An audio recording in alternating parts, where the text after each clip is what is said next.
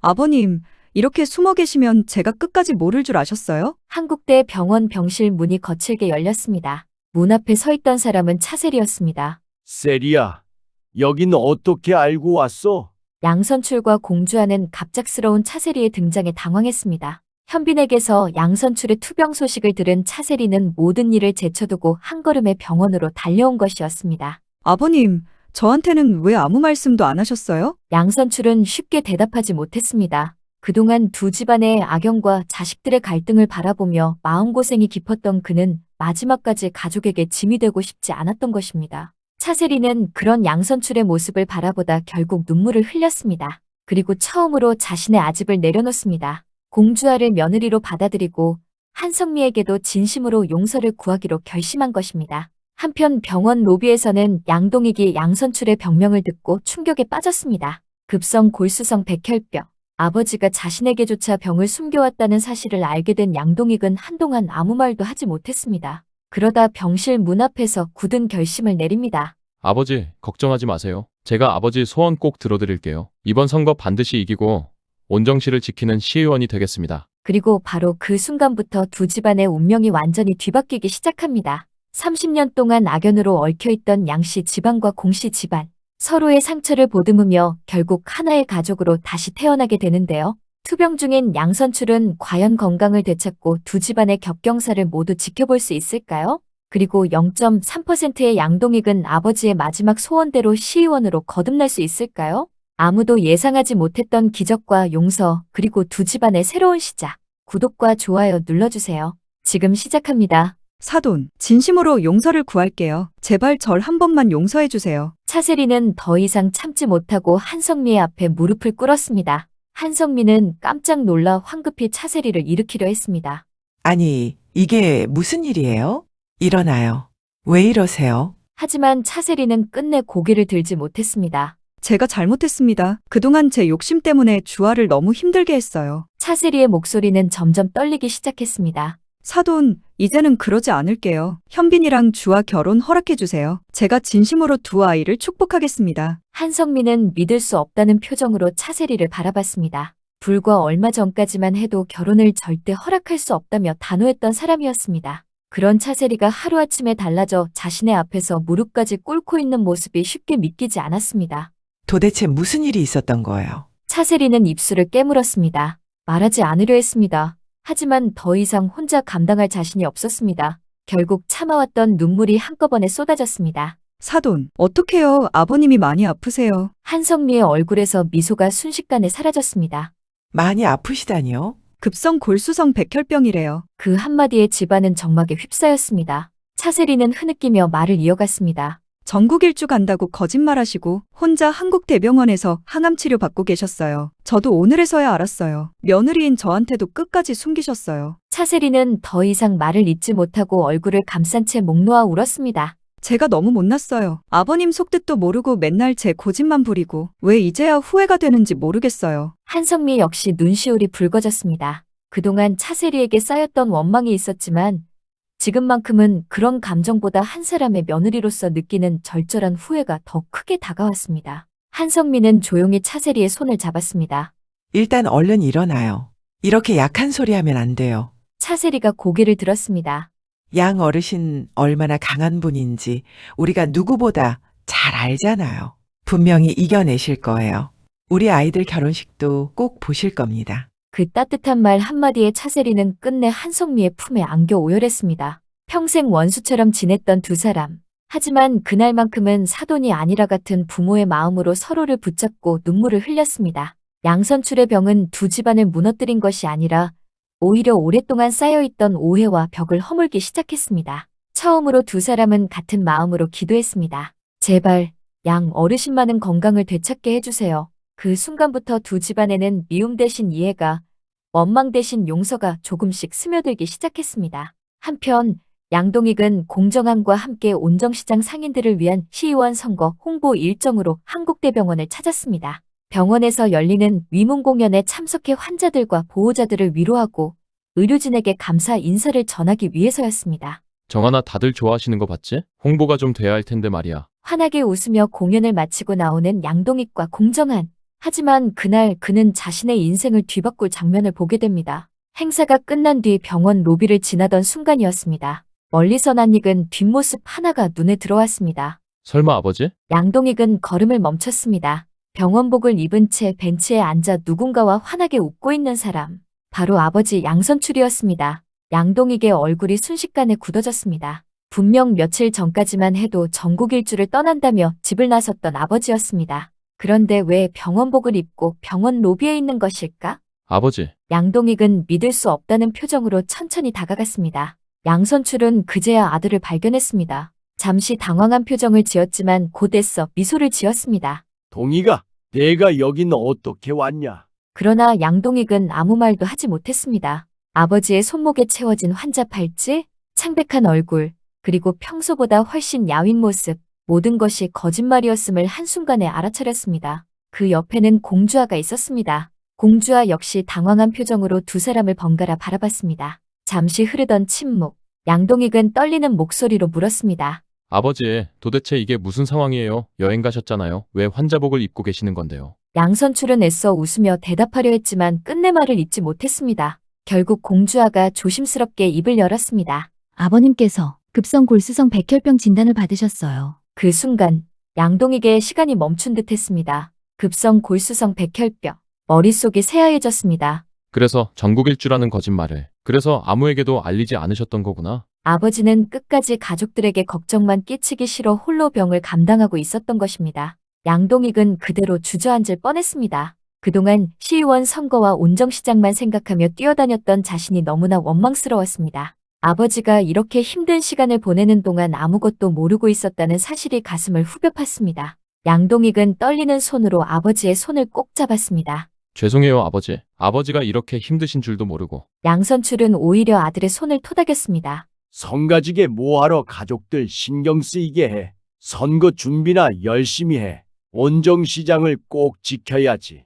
그 말을 들은 양동익은 눈시울이 붉어졌습니다. 평생 가족보다 온정시 사람들을 먼저 생각했던 아버지. 죽음 앞에서도 자신의 건강보다 온정시장을 걱정하는 모습에 더는 참을 수 없었습니다. 양동익은 굳게 이를 악물었습니다. 아버지, 걱정하지 마세요. 이번에는 제가 아버지 소원을 이루겠습니다. 반드시 시의원이 되겠습니다. 온정시장도 지키고 아버지도 꼭 웃게 해드리겠습니다. 그러니까 꼭 이겨내시고 건강하셔야 해요. 양선출은 말없이 아들의 어깨를 두드렸습니다. 그 짧은 손길 속에는 믿음과 응원이 담겨 있었습니다. 하지만 현실은 냉혹했습니다. 며칠 뒤 발표된 사전 지지율, 양동익 0.3%, 당선 가능성은 거의 없다는 평가가 이어졌습니다. 과연 양동익은 모두의 예상을 뒤엎고 0.3%의 기적을 만들어낼 수 있을까요? 그리고 양선출은 아들이 온정시를 지키는 시의원이 되는 모습을 직접 볼 수 있을까요?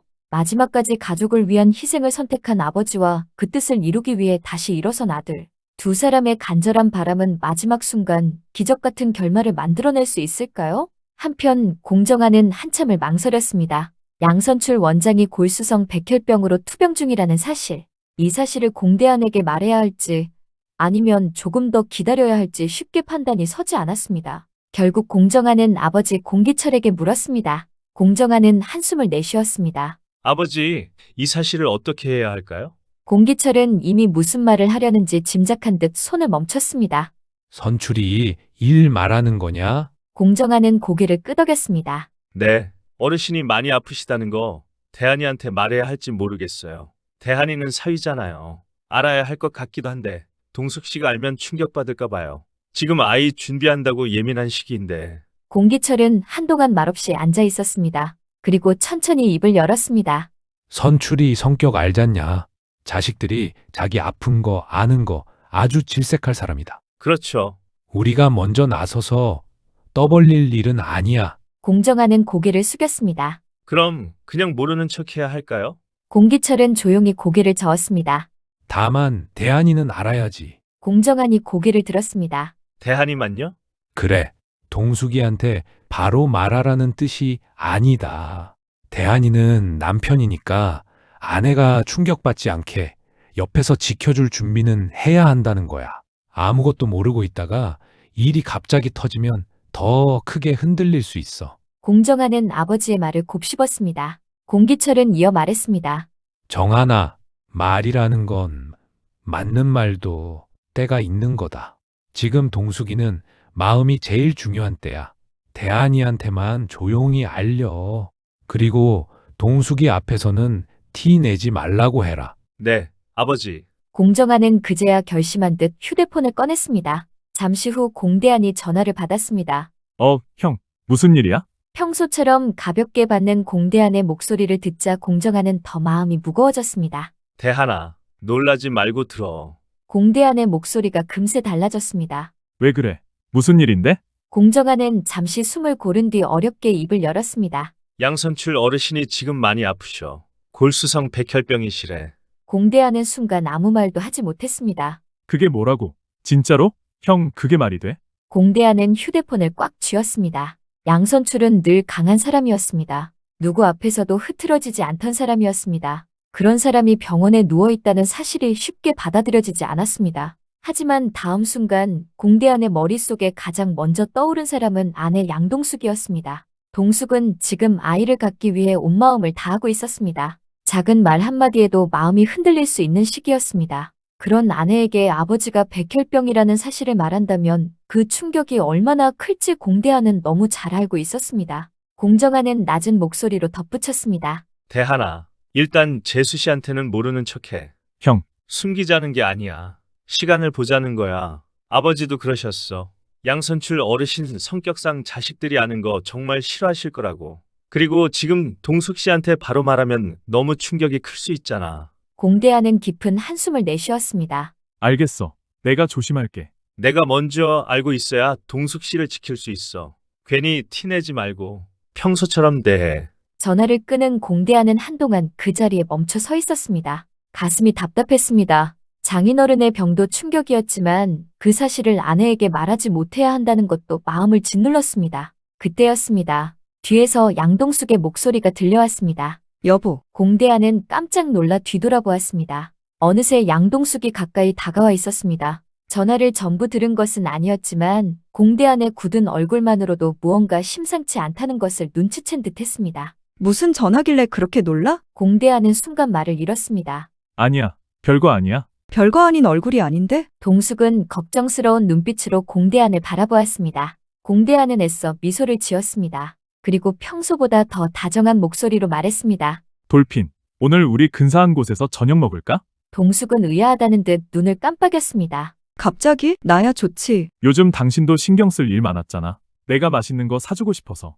동숙은 공대한을 빤히 바라보다가 작게 웃었습니다. 공대한은 그 웃음을 보며 마음 한쪽이 아려왔습니다. 지금 이 사람에게는 슬픔보다 웃음이 필요했습니다. 불안보다 희망이 필요했습니다. 그날 저녁 공대한은 일부러 분위기 좋은 식당을 예약했습니다. 동숙이 좋아하는 음식을 시키고 평소보다 더 세심하게 챙겼습니다. 물잔이 비면 먼저 채워주고 음식이 나오면 먼저 덜어주었습니다. 공대한은 웃었지만 속으로는 간절히 바라고 있었습니다. 제발 이 웃음이 오래가게 해달라고. 제발 아내에게 더 큰 충격이 조금만 늦게 오게 해달라고. 그리고 장인어른 양선출이 이 병을 꼭 이겨내게 해달라고. 식사를 마치고 돌아오는 길 동숙은 차창 밖을 바라보다가 조용히 말했습니다. 이상하다. 오늘따라 마음이 좀 편해. 공대한은 동숙의 손을 꼭 잡았습니다. 다행이네. 동숙은 그 손을 바라보다가 작게 물었습니다. 여보, 우리 진짜 잘 될 수 있겠지? 공대한은 그 말이 아이 이야기라는 걸 알고 있었습니다.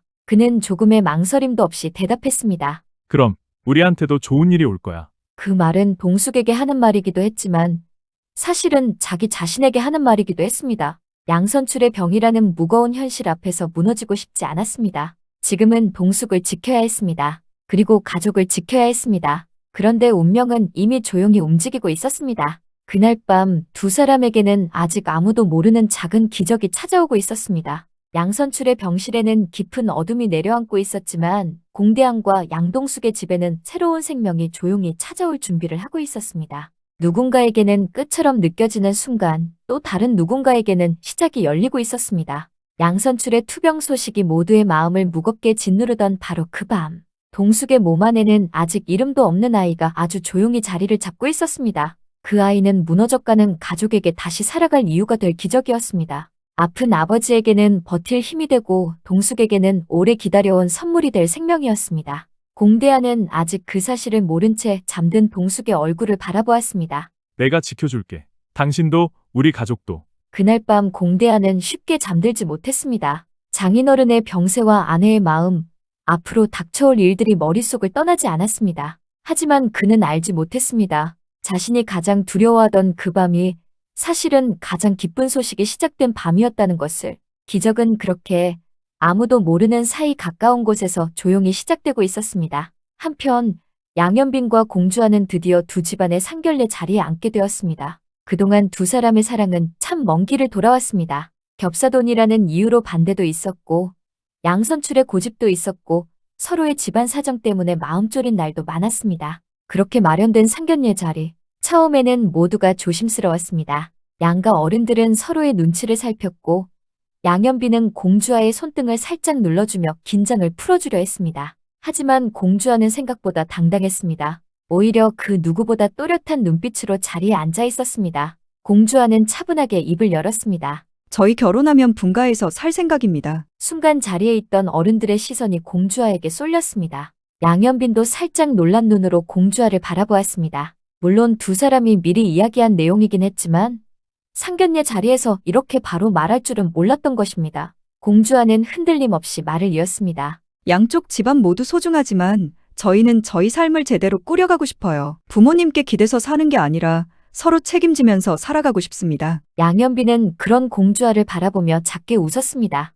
역시 공주아다웠습니다. 숨기거나 돌려 말하지 않고 자신이 생각한 삶을 정면으로 말하는 사람. 바로 그런 점 때문에 양현빈은 공주아를 사랑했습니다. 공주아는 이어서 말했습니다. 그리고 결혼해도 각자 일은 계속 존중하기로 했습니다. 현빈 씨도 자기 일 열심히 해야 하고 저도 제 일을 계속할 겁니다. 결혼했다고 한 사람의 삶이 다른 사람에게 묶이는 건 싫습니다. 하지만 공주아의 말은 여기서 끝이 아니었습니다. 그녀는 잠시 숨을 고른 뒤 조금 더 조심스럽지만 단호하게 말했습니다. 그리고 아이는 아직 계획 없습니다. 그 말에 순간 공기가 살짝 굳었습니다. 어른들 입장에서는 결혼 이야기가 나오면 자연스럽게 아이 이야기가 따라오는 법이었습니다. 아이를 원하지 않는다는 뜻은 아닙니다. 다만 저희가 먼저 부부로 잘 서고 싶어요. 서로의 삶을 존중하고 사랑으로 단단해진 다음에 생각하고 싶습니다. 아이도 책임이고 사랑도 책임이니까요. 양현빈은 그 말에 고개를 끄덕였습니다. 저도 같은 생각입니다. 저희 둘이 먼저 잘 살아보겠습니다. 서로를 존중하면서요. 잠시 조용하던 자리에 공기철이 부드럽게 웃으며 말했습니다. 그래, 결혼은 남보라고 하는 게 아니다. 둘이 살겠다고 하는 거지.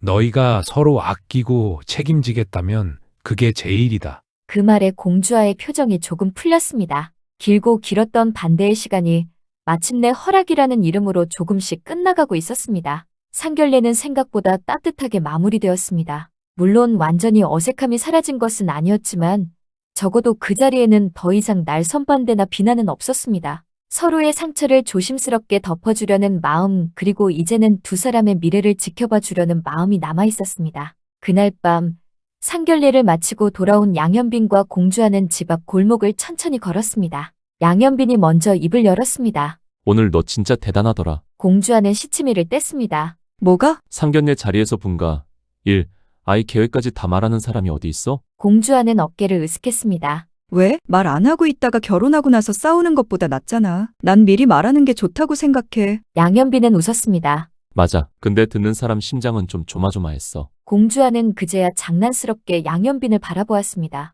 그래서 후회돼? 뭐가? 나랑 결혼하는 거. 양현빈은 바로 대답하려다 일부러 진지한 척했습니다. 양현빈은 웃음을 참으며 말을 이었습니다. 고집 세고 말 세고 한 번 정하면 잘 안 물러서고 가끔 사람 심장 떨어지게 하고. 공주아는 팔짱을 꼈습니다. 근데 그래도 사랑이 더 큰 걸 어떡해. 그 말에 양현빈의 얼굴이 환해졌습니다. 공주아는 그런 양현빈을 보며 괜히 시선을 돌렸습니다. 양현빈은 웃으며 공주아의 손을 꼭 잡았습니다. 그 밤 두 사람은 아무것도 모른 채 서로의 미래를 이야기했습니다. 분가에서 살 집, 각자의 일, 결혼 후 지켜야 할 약속, 그리고 언젠가 아주 먼 훗날 찾아올지도 모를 아이 이야기까지. 하지만 공주아는 알지 못했습니다. 자신이 상견례 자리에서 당당하게 말했던 계획들이 곧 한순간에 뒤바뀌게 될지도 모른다는 것을. 아직 아이는 계획 없다고 말했던 그날, 서로의 삶을 먼저 충실히 살겠다고 다짐했던 바로 그 밤. 운명은 두 사람보다 한 발 먼저 움직이고 있었습니다.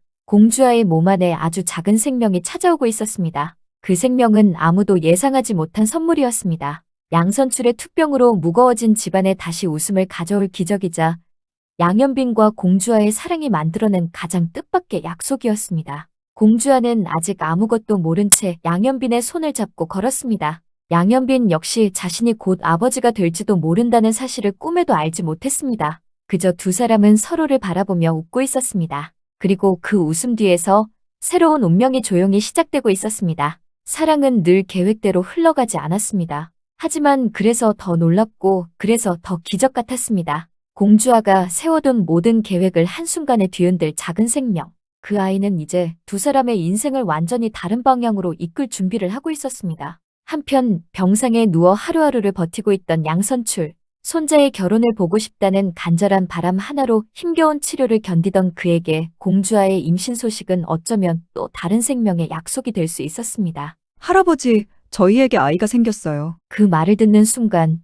양선출은 다시 살아야 할 이유를 찾게 될지도 모릅니다. 사랑을 반대하던 사람에서 이제는 그 사랑이 맺은 생명을 지키고 싶은 할아버지로 변하게 될지도 모릅니다. 죽음의 문턱 앞에 서 있던 양선출에게 찾아온 뜻밖의 기적.